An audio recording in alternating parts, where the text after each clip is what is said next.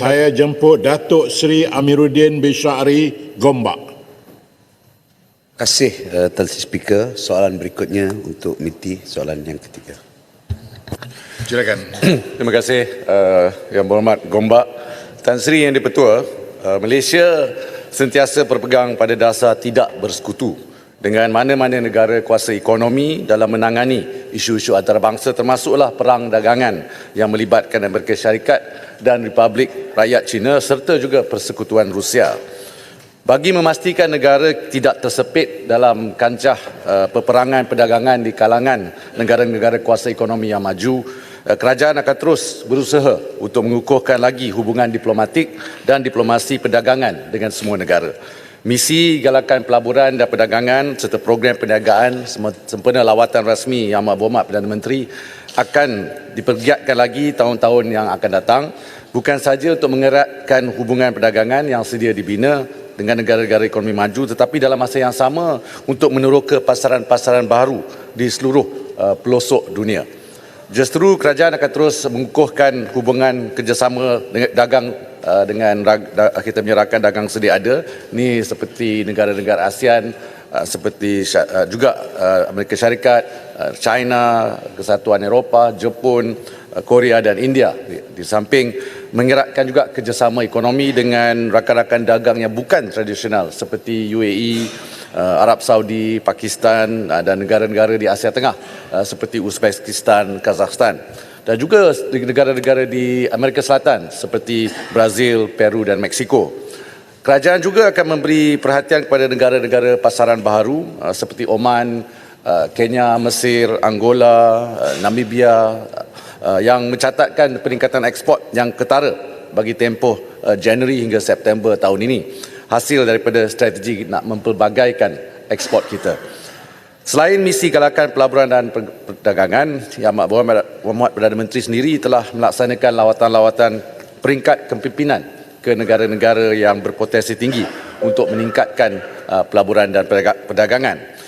Di samping meningkatkan keharmonian antara pemimpin-pemimpin negara, lawatan peringkat tertinggi juga bertujuan mengukuhkan hubungan diplomatik dan perdagangan dengan negara-negara yang dilawati. Contohnya, lawatan ke Rusia pada September yang lepas telah membuka satu lembaran baru antara Malaysia dan Rusia, bukan sahaja dari perspektif diplomatik tetapi turut membuka ruang untuk meningkatkan lagi hubungan perdagangan antara kedua-dua negara, termasuk penyertaan negara dalam BRICS.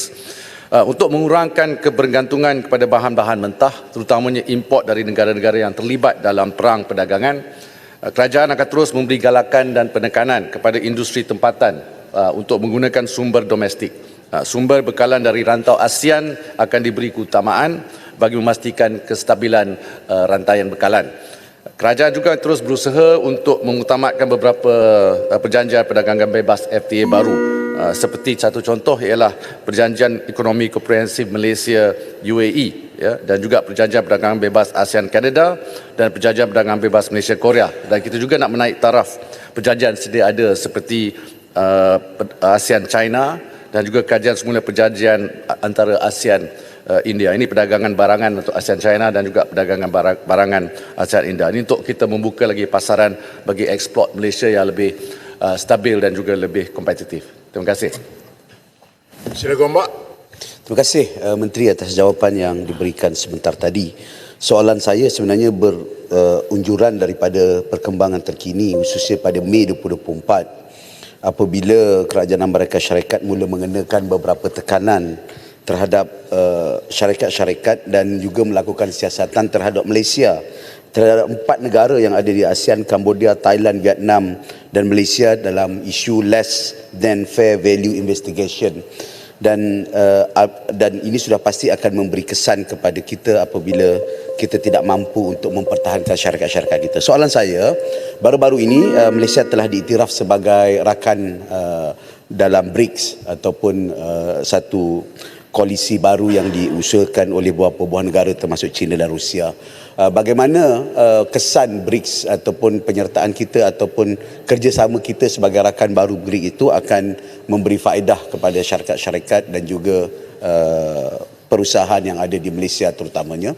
Dan yang kedua, apakah langkah-langkah seterusnya untuk memastikan kita tidak terheret dalam kancah peperangan dagang di antara Amerika, Rusia dan juga China, kerana ia adalah sebahagian daripada langkah kita untuk elakkan bukan saja negara tetapi syarikat-syarikat yang berdaya saing seperti dalam bidang semikonduktor dan E&E yang sememangnya menjadi asas penting kepada perdagangan yang ada dalam negara kita, sama ada daripada segi import dan juga ekspor. Terima kasih. Sila Menteri. Terima kasih Ya Bapak Gombak. Tan Sri, yang terbetul ada dua soalan tadi. Saya jawab soalan yang kedua dulu. Mengenai soalan kedua, Malaysia sebagai sebuah negara yang terbuka dari segi perdagangan sentiasa berpegang pada pendekatan ekonomi yang terbuka dan dasar mesra. Kita nak jadi pragmatik dan menyokong iklim perdagangan serta pelaburan yang kondusif. Kita nak kekalkan negara Malaysia sebagai dalam radar pelabur dan juga pemain industri antarabangsa. Jadi dalam konteks tersebut, Yang Berhormat Gombak tadi ada mengatakan apakah impak yang berlaku pada masa ini, terutamanya dalam perang dagang antara Amerika Syarikat, China maupun Rusia.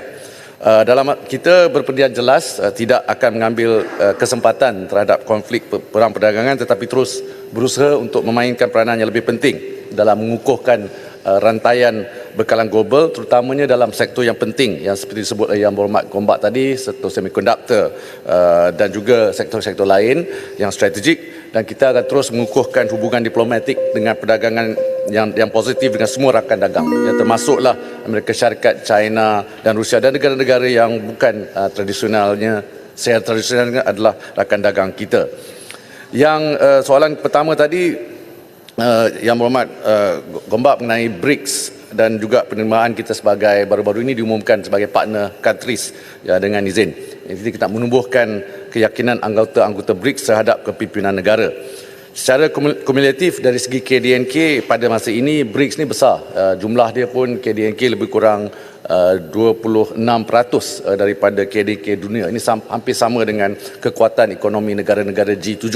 Ini pada masa inilah, sebelum lagi negara-negara yang baru telah join lah dengan izin. Dan jumlah populasi yang besar juga di antara kalangan negara anggota BRICS. BRICS yang pertamalah BRICS Brazil, Rusia, India, China dan Afrika Selatan, lebih kurang 3.2 bilion ringgit. Ini 3.2 bilion rakyat. Ini lebih kurang 45% penduduk dunia. Dan sekarang dah tambah lagi 13 negara yang menjadi rakan ataupun partners, termasuklah Malaysia, negara ASEAN saja ada Malaysia, Thailand, Indonesia dan juga Vietnam. Dan ini akan meningkatkan lagi populasi negara kita. Jadi pada masa yang sama, negara-negara anggota BRICS juga adalah antara pengeluar komoditi utama dunia. Kita ada minyak mentah, gas, arang batu, biji besi dan sebagainya. Dan kita mengambil kira juga kekuatan ekonomi China dan juga India. China pun dikenali sebagai World Factory, dan India juga, dan Brazil dan Rusia, Afrika Selatan dan sebagainya. Kita akan menyumbang, kita mengharapkan akan menyumbang juga kepada pertumbuhan ekonomi Malaysia dan juga peningkatan ekspor negara dalam jangka masa panjang. So, terima kasih Yang Berhormat. Ya, kalau kena. Terima kasih Tan Sri Speaker. Soalan tambahan saya ialah BRICS yang ditubuhkan oleh Brazil, China, India dan Rusia pada 2009 dan kemudiannya disertai oleh Afrika Selatan pada tahun 2010 merupakan sebuah blok negara-negara yang nampaknya seolah-olah bertentangan ataupun bersaing dengan G7 yang diatur-ketuai oleh negara-negara barat yang termasuk juga Jepun. Blok ini tidak melibatkan perjanjian FTA dan sebagainya, dan juga tidak seperti CPTPP, Mohon Menteri. Kehadiran negara Rusia dan China dalam BRICS yang kita semua tahu, maklum bahawa pihak barat khususnya Amerika Syarikat tidak begitu selesa. Situasi ini mungkin akan memberikan kesan negatif kepada hubungan Malaysia dengan negara-negara berkenaan dan juga terhadap pelaburan FDI khususnya dari negara-negara berkenaan. Kita sedia maklum Malaysia banyak menerima pelaburan yang besar nilainya daripada Amerika Syarikat, Jerman, Austria, Jepun dan lain-lain. Soalannya ialah, apakah langkah kerajaan bagi mengawal atau mengurus naratif bahawa Malaysia tidak dilihat lebih cenderung kepada sebuah blok kuasa besar dunia? Terima kasih. Terima kasih, Gubang Pasu. Terima kasih Gubang Pasu.